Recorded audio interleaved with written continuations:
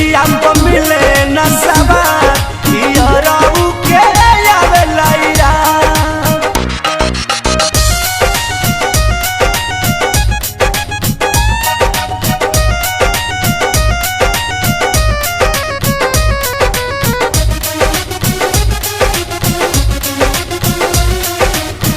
ऐसनी मरहती हम पापा जी के घर में माजा खुद मरती रोजे दिन दोपहर में दिन दोपहर।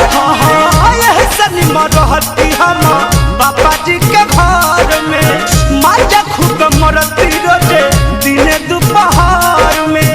छछने लमन शादी बात छछने लमन शादी बात यारऊ के आवेला याद।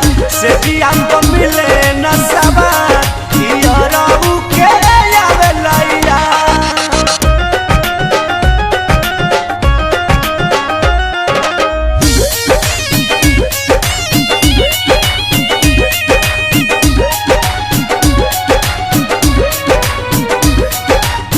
रोतिया बिताई के आवेला बेर के सजिया पसुत जला मुँह अपन फेर के।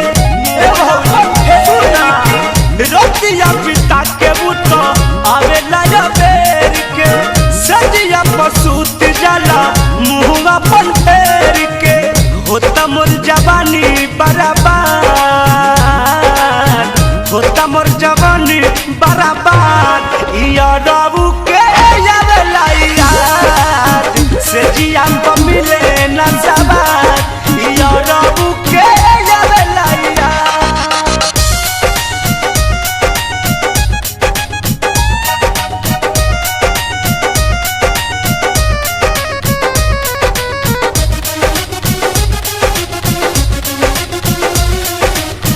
और न बिहारी प्रमोद कैसे कही दुख हो एक रसनी मन पैती शंकर से सुख हो शंकर से सुख हो।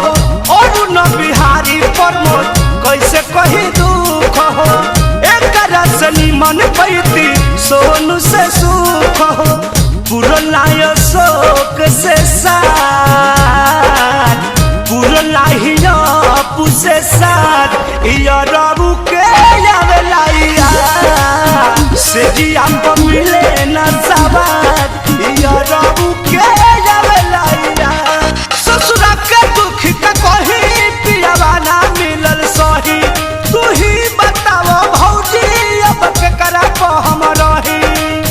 से जिया पे मिले न सवार से जिया पे मिले न सवार यारऊ के आवेला याद। से जिया पे मिले